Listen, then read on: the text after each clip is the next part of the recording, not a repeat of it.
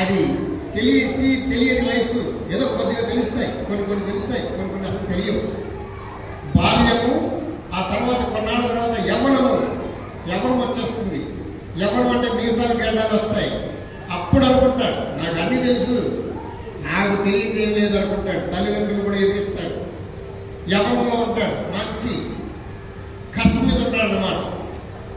ఆ యవ్వనం అయిపోయిన తర్వాత కౌమార్యం, మరి ఇంచుమించు ఆ యవ్వనం వచ్చిన తర్వాత పెద్దవాళ్ళు పెళ్లి చేస్తారు. పెళ్లి చేసిన తర్వాత పిల్లల్ని కంటాడు, పిల్లల్ని పెంచుతుంటాడు, పెద్దవాడు అవుతాడు. కౌమార్యం, మధ్య వయసు వస్తుంది, 40 సంవత్సరాలు. ఆ తర్వాత కొన్నాళ్ళకి ముసలివాడు అయిపోతాడు, ముసలితనం వచ్చేస్తుంది. ఆ తర్వాత ఏమవుతుంది, బాగా ముసలివాడు అయిపోయిన తర్వాత ఈ శరీరాన్ని వదిలేస్తాడు. ఇది జీవన ప్రమాణం ఇలా జరుగుతుంది. బాల్యము, యవ్వనము, కౌమార్యము, వార్ధక్యము, మరణము, ఇలా క్రమంగా ఉన్నాయి.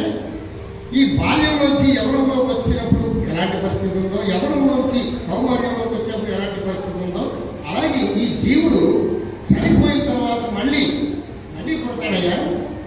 ఇది జనరల్గా జరిగేటువంటి, కానీ దీని గురించి పెద్ద ఆలోచించాల్సినటువంటి విషయం లేదు. ఈ ఆత్మకు చావు లేదు అంటే మనం ఎప్పుడు బ్రతికే ఉంటాం. ఇది మన భగవద్గీత చెప్పేటువంటి ధైర్యమైనటువంటి మాట. చాలా మందికి చావు అంటే భయం, అమ్మో నేను చచ్చిపోగలేము అని భయం. వాస్తవానికి మనం ఎప్పుడు చచ్చిపోవడం అనేటువంటిది లేదే లేదు అని భగవద్గీత ఘంటాలుగా చెప్తుంది. ఎందుకు చచ్చిపోవడం లేదు అంటే మనం ఒకవేళ చచ్చిపోయినా మళ్ళీ పుడతాం. మళ్ళీ ఇంకో తల్లి దగ్గర, ఇంకో తండ్రి దగ్గర, ఇంకో కుటుంబంలో పుడతాం మనం. అలా ఎప్పుడు పుడుతూ ఉంటాం, చస్తూ ఉంటాం, పుడుతూ ఉంటాం, చస్తూ ఉంటాం, పుడుతూ ఉంటాం, చస్తూ ఉంటాం. ఇది నిరంతరం ఎలా సాగుతూ ఉంటుందయ్యా.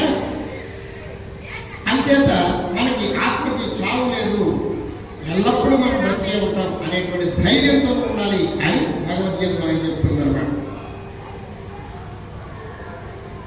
అయితే ఎవరైతే నన్ను ఆరాధిస్తూ ఉంటారో వాళ్ళని నేను నా దృష్టిలో తీసుకుంటాను. ఇప్పుడు మనం ఎవరిని పట్టించుకుంటామో వాళ్ళ కదండి మనం పట్టించుకుంటారు. మనం ఎవరిని పట్టించుకోకపోతే మనల్ని ఎవరు పట్టించుకుంటాడు? అదే పరిస్థితి ఉంటుంది అన్నమాట. ఇక్కడ ఏమంటారంటే తేషాం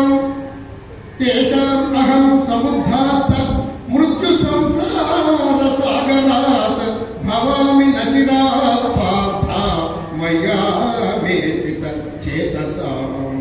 తేషాం అహం సముద్ధార్థ, ఎవరైతే నన్ను పూజ చేస్తున్నారో, ఎవరైతే నన్ను తలుచుకుంటున్నారో, ఎవరైతే నన్ను పూజిస్తూ ఉన్నారో వాళ్ళని నేను, తేషాం అంటే వాళ్ళని, అహం అంటే నేను, అంటే భగవంతుడు, సముద్ధార్థ నేను రక్షిస్తా. ఎక్కడి నుంచి? మృత్యు సంసార సాగరాత్. ఈ మృత్యు సంసారం, ఈ సంసారం అంట చాలా కష్టమైనటువంటిది.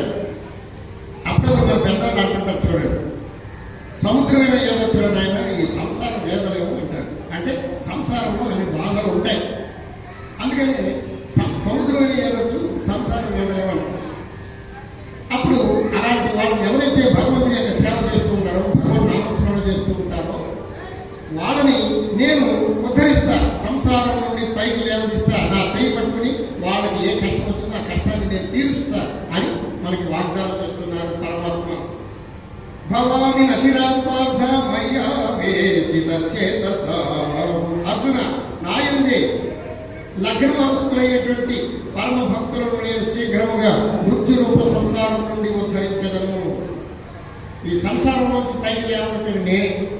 చూడండి, మనకేదో ఒక రకమైన కష్టం వస్తుంది. కష్టం వస్తే దాన్ని ఎలా తీర్చుకోవాలో మనకు తెలియదు. ఏదో రకంగా తీర్చుకోవాలనుకుంటాం, కానీ మన వల్ల కాదు. అప్పుడు ఏం చేస్తాం? భగవంతుడు, పరమాత్మ నువ్వే రక్షించు అని భగవంతుడిని మొరపెట్టుకుంటాం. అప్పుడు మనల్ని బయటపడేస్తాడు. భగవంతుడిని మొరపెట్టుకోకపోతే అందులో నలిగిపోతుంటాం. భగవంతుడిని మొరపెట్టుకుంటే ఉంది, భగవంతుడు ఉన్నాడు, నన్ను రక్షిస్తాడు అని ధైర్యంతో మనం ఉంటామన్నమాట. ఇలాగే ఒక చిన్న కథ.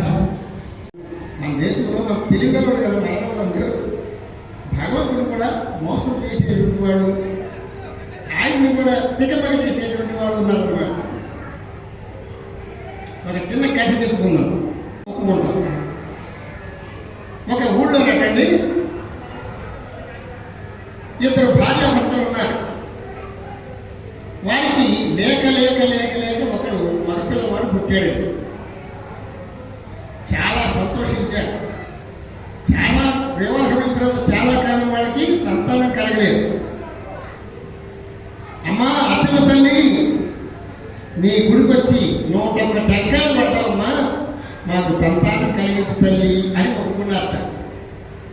సరే 2 సంవత్సరాలకి చక్కగా ఒక కుర్రవాడిని ప్రసవించింది తల్లి. అమ్మా నువ్వు ఎంత శక్తివంతురాలు అమ్మా అని వెంటనే వచ్చి వాళ్ళు 101 కొబ్బరికాయ కొట్టారు కదా, 101 కొబ్బరికాయ కొట్టేసి అమ్మవారికి కానుకలు ఇచ్చేసి ఆనందంగా వెళ్ళిపోయారు. మొక్కు తీర్చుకున్నారు. బాగుంది కదా. అలా ఎప్పుడు మొక్కు అప్పుడు తీర్చుకుంటే మనకి ఏ ఇబ్బందులు ఉండవు. అలా కాలం నడుస్తుంటే కుర్రవాడికి 14 ఏళ్ళు 15 ఏళ్ళు వచ్చాయటండి. వచ్చిన తర్వాత వాడు పొలం వెళ్ళాడు.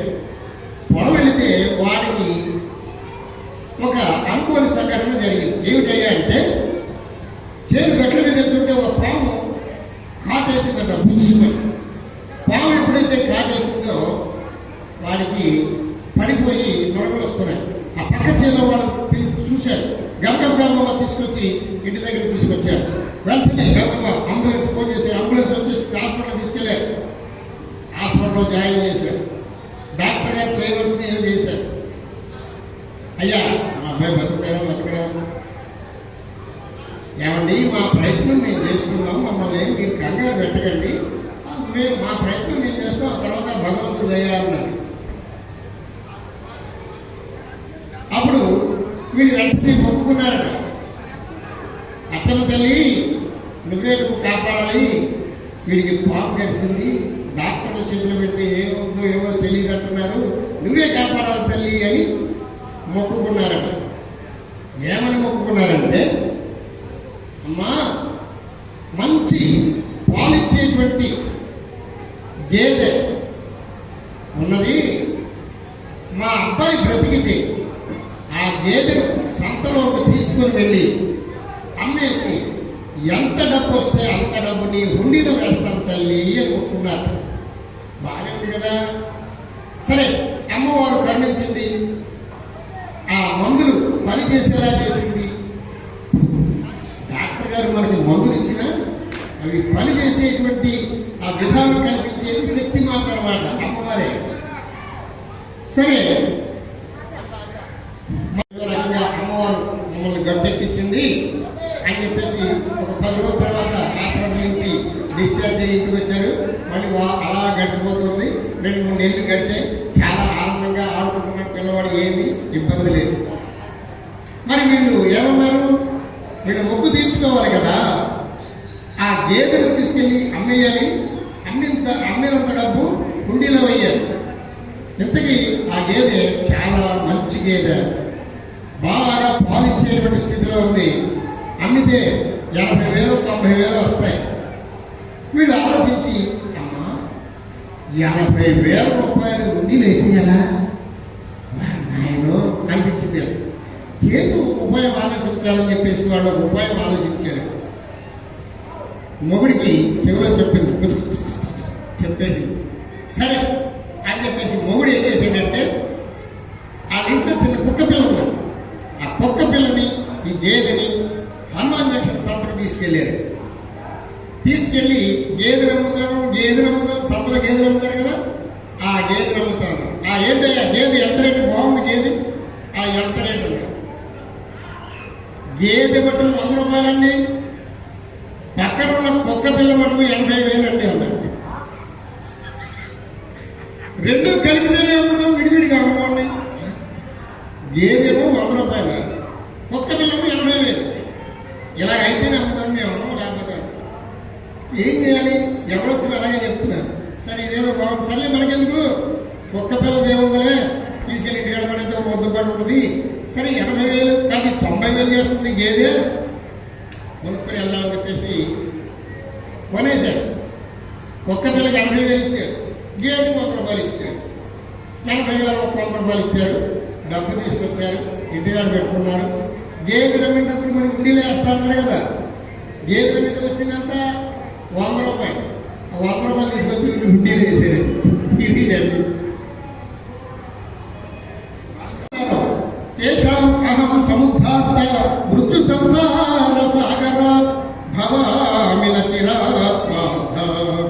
మయ్యా వేసిత చేతస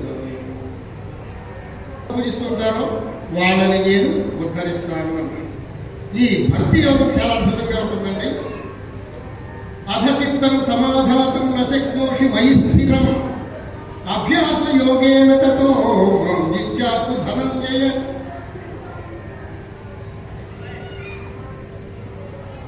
అయ్యా, నా మనసు స్థిరంగా ఉండలేదు, భగవంతుడు ధ్యానం చేద్దామంటే కుదరట్లేదు, నేను అసమర్థుడిగా ఉన్నాను, ఏం చేయాలని? ఏం లేదా, అభ్యాసం చేయవయ్యా. మనం ఈరోజు చాలా ముఖ్యమైనటువంటిది భాగవతంలో భక్త ప్రహ్లాద ఘట్టం చెప్పుకోవాలి. చాలా అద్భుతంగా ఉంటుంది. ఇందులో 2-3 ముఖ్యమైన విషయాలు చెప్పేసుకుని, భగవద్గీతలో 2-3 ముఖ్యమైన విషయాలు ఉన్నాయి, అవి చెప్పుకుని మనం ఎదరికెళ్ళిపోదాం. అద్వేష్ట సర్వభూతానం మైత్ర కరుణయే వచ నిర్మమో నిరహంకార సమదుఃఖ సుఖక్షమీ.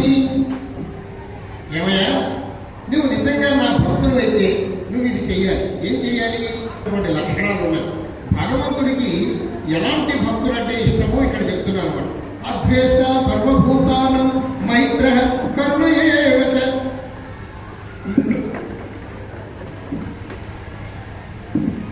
నిర్మమో నిర్హంకార సమదుఃఖ సుఖక్షమీ సంతుష్టం సతతం యోగి యథాత్మా దృఢ నిశ్చయ మయ్యర్పిత మనోబుద్ధి యో మద్భక్త సమీ ప్రియ. ఇలాంటి భక్తులంటే నాకు ఇష్టం. ఇలాంటి భక్తులు అద్వేష్ట, నా ద్వేష్టి అద్వేష్టి అంటే ద్వేషము లేనటువంటి వాడు, ఎవరి మీద ద్వేషం ఉండకూడదు. సర్వభూతానం మైత్ర, అన్ని ప్రాణుల్ని సమానంగా చూడాలట. మన దగ్గర ఇంటి దగ్గర ఉన్నటువంటి ఎద్దులు కానీ, ఆవులు కానీ, గేదెలు కానీ అవి కూడా భగవత్ స్వరూపం అని మనం భావించాలంట. మనకి ఇంటికి వచ్చేటువంటి పిచ్చుకలు కానీ, పక్షులు కానీ వాటికి కూడా ఆహారం ఇవ్వాలి. అద్వేష్ట సర్వభూతానం మైత్ర కరుణయే వచ, కరుణతో ప్రేమతో వాటిలన్నింటినీ కూడా చూడాలట. అందులో కూడా భగవంతుడే ఉన్నాడని చెప్తున్నాడు. నిర్మమో నిరహంకార సమదుఃఖ సుఖక్షమీ. సుఖం వచ్చినా దుఃఖం వచ్చినా ఇదంతా ఆ భగవంతుడి దైవం వచ్చిందిలే అని మనం సర్దుకుపోవాలట. అలా ఎవరైతే ఉంటాడో వాడు నాకు ఇష్టమైనటువంటి భక్తుడు అన్నాడు. ఇంకా మంచి మంచి లక్షణాలు చెప్తున్నాడు. ఈ భక్తి యోగం చెప్పుకోవాలంటే కనీసం 2-3 రోజులు పడుతుందండి. కానీ అంత సమయం మనకు లేదు కాబట్టి క్లుప్తంగా మిగిలిచేస్తున్నాను. ఇది ఒక చోట 3 రోజులు చెప్పారండి ఈ భక్తి యోగం అనేటువంటి. ఇంకా చాలా రోజులు ఇంకా చెప్పండి ఉంటారు.